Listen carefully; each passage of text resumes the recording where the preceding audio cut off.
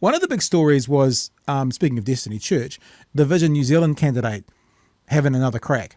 And I guess you got to give credit where credit's due. At least he's a equal opportunities, protester. That's the one thing. Well, I can give 2 ticks to him. Like, if he was just an independent and he was just going, more people need to pay attention to South Auckland, I'd be like, yeah, brother, go for it.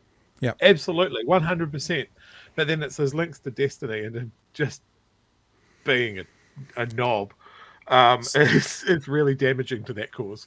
So the thing that's been most interesting about this kind of interruption is not necessarily the interruption. This guy's obviously going to do this.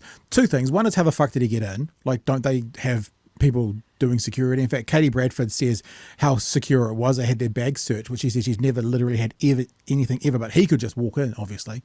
And the second, though, you talk about ACT being the party of Trump, or the Trumpian party in New Zealand, is the way that the audience then acted towards the press who were there covering this guy, interrupting them. Let's have a look.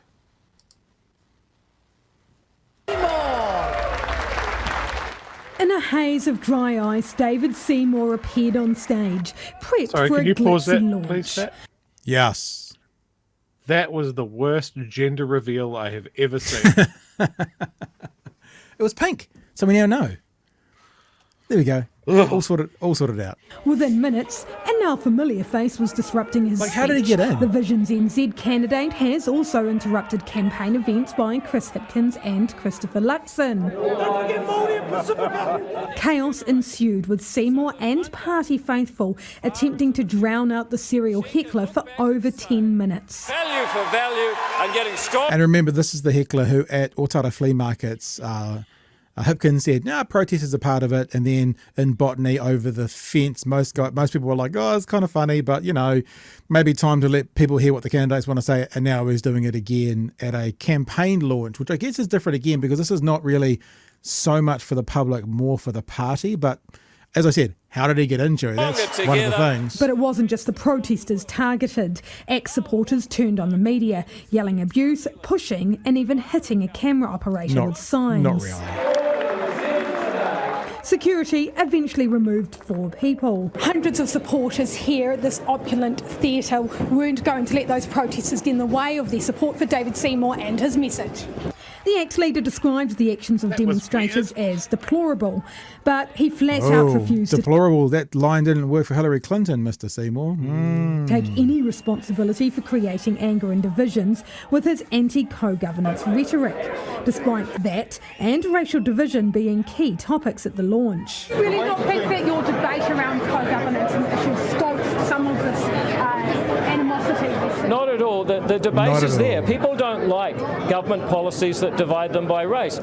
But dividing them by all sorts of other things is just hunky-dory. I wanted to show one other thing, Chewy, because normally I don't show the commentary from the journalists after, but because Katie was there, she adds a perspective to the story about how it kind of felt and how it felt different. So let's just get this and then we'll have a chat and then we'll move on.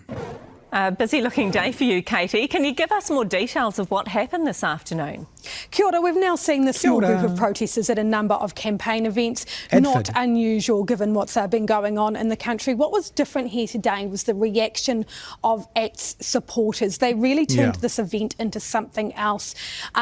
Don't forget that media are invited by political parties to these events. They want us there. They want us at campaign launches. They want us following them around every single day while they're out there on the campaign trail, because they, of course, want to feature it. They want voters to see it.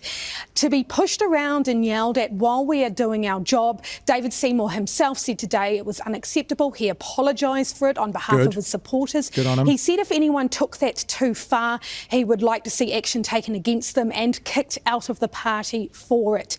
This launch, obviously wasn't quite what he wanted. So that was so that's one of the big differences, Chewy, was how the people in the audience acted, which is, I don't know if it says anything, but turning on the media because a protester was there. And like I said before, it has that kind of Trumpian vibe to it, all the evil media who are going to portray this in a certain way. But so that was actually from yesterday, but I did want to acknowledge it tonight. Yeah, look, it's amazing when you sort of you've attracted people, right? You've attracted a certain type of people by the way that you're talking, and you seem shocked that they act crazy when all you've done is put out pro-crazy